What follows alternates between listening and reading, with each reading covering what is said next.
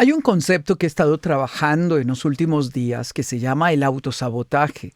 Es la tendencia inconsciente que nosotros tendemos de tener esa actitud de obstaculizar nuestras metas, nuestros objetivos y nuestros sueños.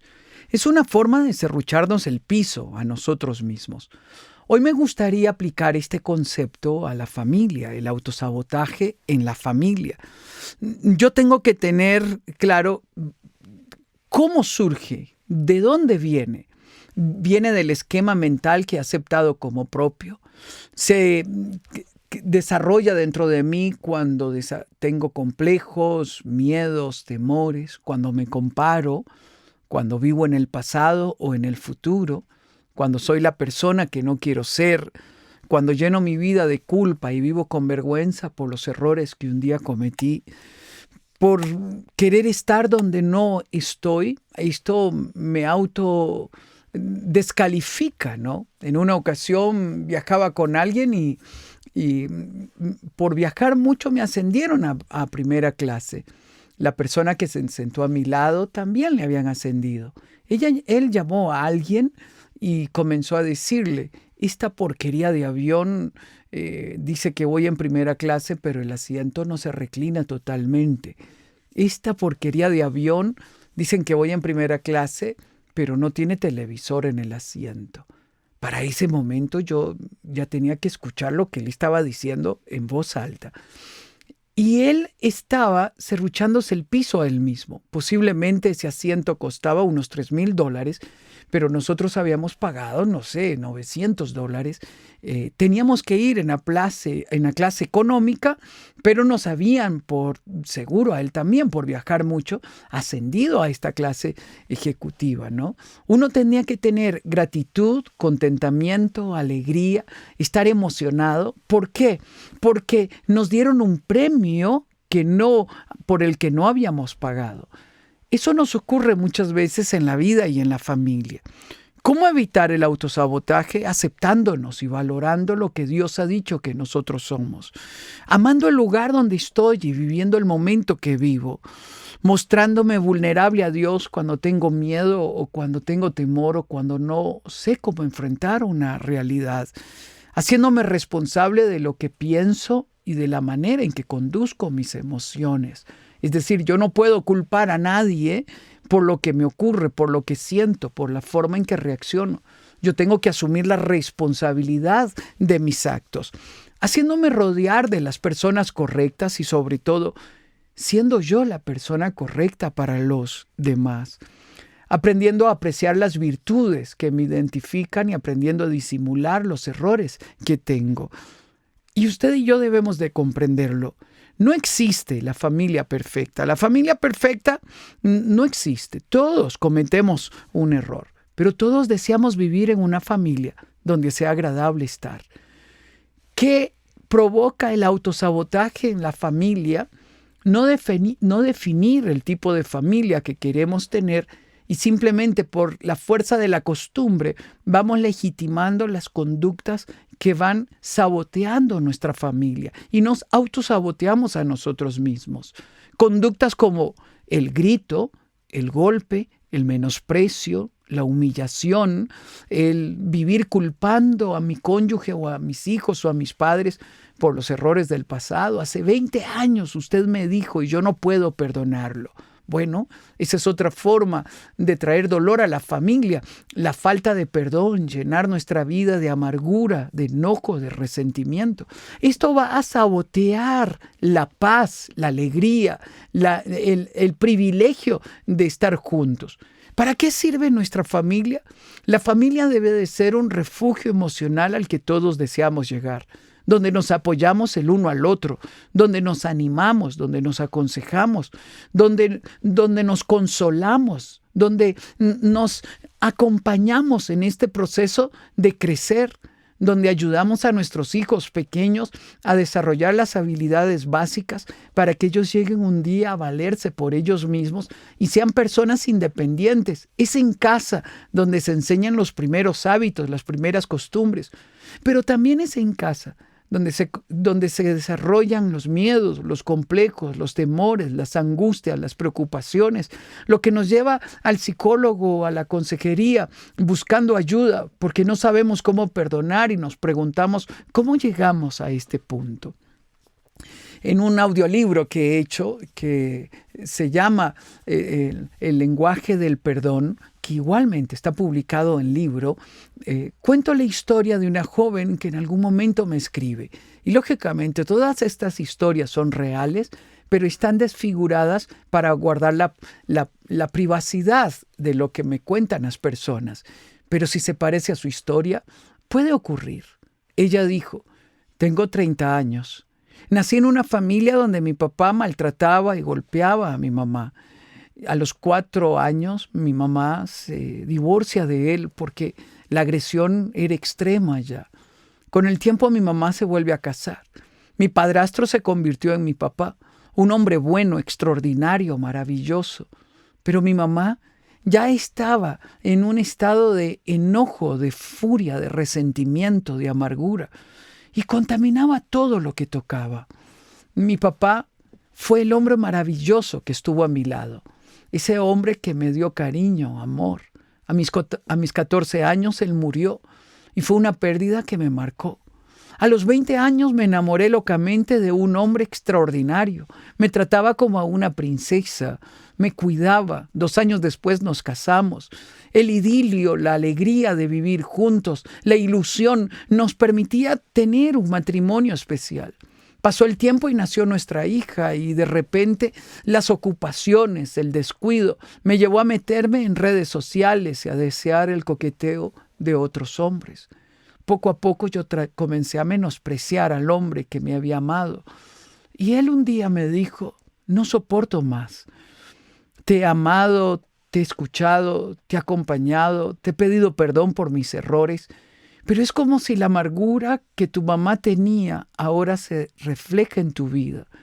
Todo es gritos, maltratos, humillación, menosprecio, ausentismo emocional, lo cual ha traído distanciamiento entre nosotros. O buscamos ayuda, o esta relación termina porque ya no es el hogar que un día soñamos. Posiblemente con lágrimas nos escribió Enfoque a la Familia buscando ayuda y decía en su nota, estoy a punto de perder un buen hombre, un hombre que me ha amado, un buen padre, un buen esposo, un hombre cariñoso, esforzado, valiente, pero me doy cuenta que yo lo he maltratado, lo he herido, porque inconscientemente he comenzado a actuar como mi mamá actuaba. Esto nos lleva a la siguiente situación. El autosabotaje en la familia es una conducta aprendida que en algún momento legitimamos, pero que también produjo dolor. Y dijimos también en algún momento, nunca lo voy a repetir en mi familia. Y sin embargo, hoy me veo haciendo lo mismo que un día vi a mi mamá o a mi papá hacer. Y estoy recriminando, humillando y lastimando a la otra persona. Por favor, no legitime lo que está mal. En la Biblia hay varias escenas de estas. Por ejemplo, Jacob le compró la primogenitura a su hermano por un plato de lentejas. Se lo cambió. Y Esaú quedó con un dolor. Y al final de los días de Isaac, el padre, Jacob le roba la bendición que no lo diseñó él, lo diseñó su mamá. Pero de repente el odio nace en el corazón de Esaú al punto de decir, a partir de este momento Esaú guardó profundo rencor hacia su hermano por causa de la bendición que le había dado su padre y pensaba, ya falta poco para que hagamos duelo por mi padre. Después de eso mataré a mi hermano Jacob. Vamos a extraer algunas lecciones de acá. Número 1, legitimó el odio, el rencor, y creyó que era el camino para vengarse por lo que su hermano le había hecho. Esto lastima a la familia, divide la familia. Jacob y Esaú se separaron por más de 30 años. Jacob huyó de su hermano porque sabía que era capaz de matarlo. Por favor, sea consciente de aquello que está socavando la familia, que está trayendo dolor, distancia a su familia. Puede que sea yo el que acumule el odio, el rencor, o puede que sea yo el que ha traicionado, el que ha lastimado. Y necesito una actitud humilde para decir, perdón, me equivoqué, estuve mal lo que hizo. Esto es lo que nos vuelve a acercar.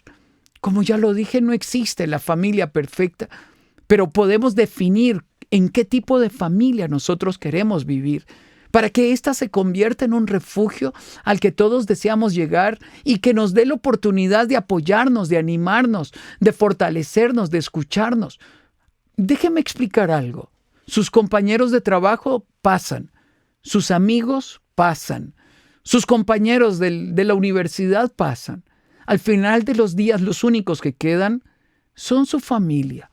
Son ellos los que corren por usted. Nadie en las redes sociales va a correr por usted. Los amigos de verdad, los que quedan con nosotros, es nuestra familia al final de los días. Por eso es que tenemos que definir en nuestra casa que vamos a tener un vínculo fuerte, que vamos a perdonar los errores que hemos cometido, que vamos a eliminar el grito y el silencio que menosprecia, que vamos a eliminar el subestimar los sentimientos de la otra persona o su manera de pensar, que vamos a pedirnos perdón cuando nos hemos equivocado, que vamos a animarnos el uno al otro y que nos vamos a acompañar, que vamos a disimular los errores de los demás. Por eso es importante que nosotros hagamos de nuestra familia un lugar donde superemos nuestras diferencias en la mejor manera. Si no lo hacemos, poco a poco vamos a distanciarnos entre nosotros y nos vamos a acostumbrar a vivir distantes, en silencio, en la misma casa, pero no nos hablamos. En la misma casa, pero nos subestimamos. Y esa cercanía, la confianza muchas veces produce roces. Definan claramente cómo evitar el autosabotaje en la familia. Vamos a eliminar los gritos, vamos a eliminar el menosprecio, vamos a pedir perdón cuando nos equivocamos. Por eso Juan 15:12 nos dice Jesús, y este es mi mandamiento, que se amen los unos a los otros como yo los he amado a ustedes. Jesús nos pone el ejemplo. Nosotros tenemos que amarnos los unos a los otros. Permítame ir a la culminación de esta reflexión. ¿Cómo eliminar las barreras para procurar la unidad en la familia? Elimine el egocentrismo. Eso de yo quiero, yo exijo, yo pido. No puede haber una familia saludable, unida, si cada uno de nosotros actúa egocéntricamente. Por eso muchas personas famosas, que tienen dinero, que tienen popularidad, no tienen relaciones sostenidas en el tiempo, porque piensan que amor es sentir y se olvidan que amor es servir, que amor es entregarnos, que no puede haber egoísmo en una familia. El egocentrismo nos separa a nosotros, pero el espíritu de servicio, de perdón, de amor, nos vuelve a unir. ¿Qué nos separa? La indiferencia. Yo debo de ser consciente cuando somos indiferentes. Soy indiferente cuando hablo por teléfono todo el día, cuando estoy metido en redes sociales e ignoro a quien tengo cerca. Me conecto con el que está lejos, pero ignoro al que tengo cerca. Recuerde, ser familia es construir recuerdos que nos arranquen sonrisas cuando pasen los años. Es aprender a permanecer juntos a pesar de nuestras diferencias y de nuestras imperfecciones. Otro de los elementos que nos separa, que nos divide, es el menosprecio. Jamás etiquete a algún miembro de la familia. Jamás ponga un sobrenombre hiriente. Jamás se burle de las personas que están cerca. Si usted legitimó esa conducta en algún momento, no es válida, no está bien. No se burle, porque no tiene la habilidad matemática que usted tiene. No se burle de su cónyuge, porque no tiene la habilidad de ubicación espacial que usted tiene. Aunque siempre tiene que preguntar dónde queda, por dónde vamos, no se burle, no menosprecie. Su cónyuge, su hijo o su padre es inteligente en otras áreas, pero hagamos de nuestro hogar ese lugar especial para vivir. ¿Por qué luchar por nuestra familia? Porque al final de los días son los que quedan. Aún recuerdo a mi padre cuando superaba los 80 y sus habilidades comenzaban a disminuir. Ahora sí caminaba lento y de repente era con el bastón y luego con la andadera y luego teníamos que levantarlo. ¿Quiénes dormíamos con ellos? Le cambiábamos, le ayudábamos, le comprábamos las medicinas, sus hijos, su familia. Más de una vez lo vi llorar de emoción, y yo le decía, ¿estás bien? Y él me decía, sí, hijo, estoy bien, pero estás llorando, papá. Entonces me miraba fijamente y me decía, ¿cómo no llorar si los tengo a ustedes? No tenemos que superar los 80 o los 90 años para llorar de emoción. Comience a llorar de la emoción y de la alegría que usted tiene a su familia. Ámela como es, acéptela como es. Concéntrense en reconocer las virtudes que ellos tienen. ¿Por qué luchar por la unidad en la familia? Porque es un vínculo que provee sentido de pertenencia, construye nuestra identidad e impacta nuestras generaciones. Mis recuerdos son de mis abuelos y son de mis padres, son de mis hermanos. Y ahora construyo recuerdos con mis hijos y con mis nietos. ¿Cómo logramos mantener unida la familia? Persevere en amar. Sea sensible a las emociones de los que están a su lado. Deje en el pasado los errores que un día se cometieron, los suyos y los de los demás. Deje que el perdón sane el corazón de ustedes. Vive el presente. No idealice a su familia. No idealice a su cónyuge. Dese la oportunidad de hablar con ellos y de hacer un pacto de que nada ni nadie nos va a separar. Dele sentido de pertenencia y sentido de seguridad. Esta familia permanecerá unida hasta el final. No es perfecta. Hay nuestras diferencias. Tenemos nuestros desacuerdos. Pero en esta familia hay amor y nos vamos a respaldar. Demos paso con el tiempo al halago, al reconocimiento y eliminemos la crítica y el menosprecio. Debemos permitir que la otra persona se siente escuchada y en la libertad de expresar lo que piensa y lo que siente. Que no nos tenga miedo, que no tenga miedo a cómo yo reacciono, que yo pueda reaccionar de la mejor manera. Valore a la otra persona, validando lo que expresa y lo que siente. Nunca se ría ni se burle de los sentimientos de la otra persona. Propicie la confianza y la seguridad de que esta relación es para siempre y que estaremos juntos para siempre. Exprese afecto, abrace, ame, diga te amo, no suponga que lo saben. En estos días mi nieto me decía, te amo, abuelo, te amo. Mateo me decía, te amo. Apenas logra pronunciar correctamente las primeras palabras y ya puede decir, te amo, abuelo, te amo. No hay nada más bello que escucharlo de los labios de quienes están cerca. Dígalo. He animado a otras personas a que lo hagan y de repente he visto esa risa burlona. Ella sabe que lo amo. Por favor, no lo haga. Elimine esa costumbre que un día usted odió en los demás. Cambie usted. Dé el abrazo que su cónyuge merece, que su padre merece. Exprese lo que siente con elegancia, con sensibilidad, con cercanía. Vamos a fallar. Claro que todos vamos a fallar. Todos hemos cometido errores. Por eso, si queremos vivir en una familia que expresa unidad, aprenda a aumentar su nivel de tolerancia para disculpar los errores que cometemos en el camino. Y permita que sus hijos expresen enojo, frustración, dolor, decepción, siempre y cuando lo hagamos con respeto. Y termino.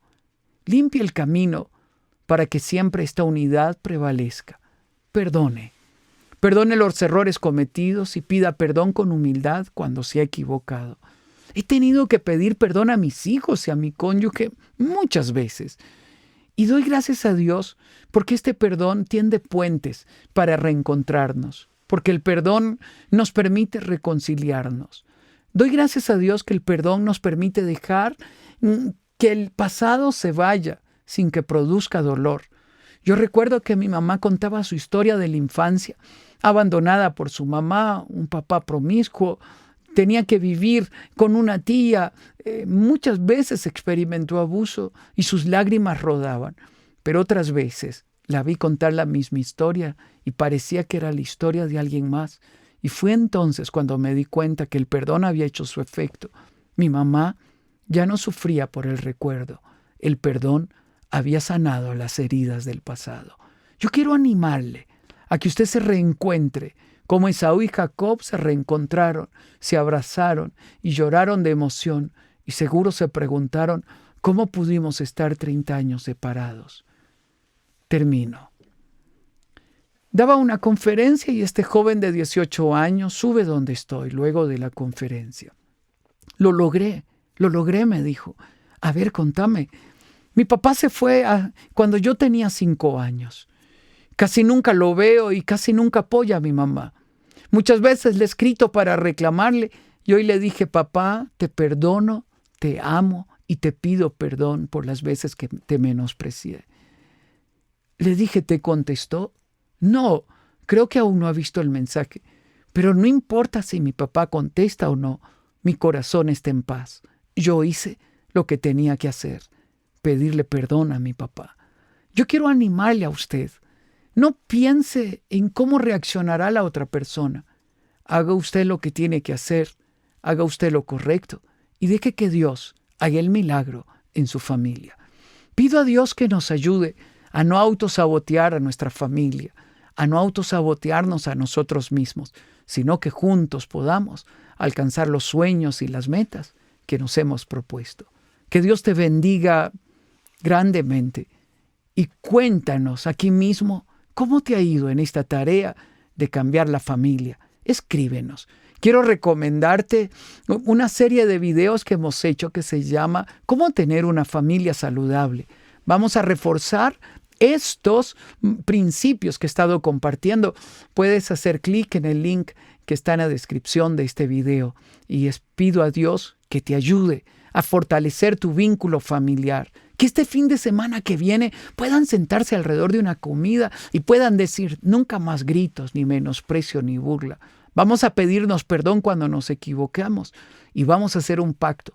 Nosotros terminaremos juntos y nada ni nadie nos va a separar porque somos familia. Que Dios te bendiga. Un abrazo a la distancia y valora a los que caminan contigo.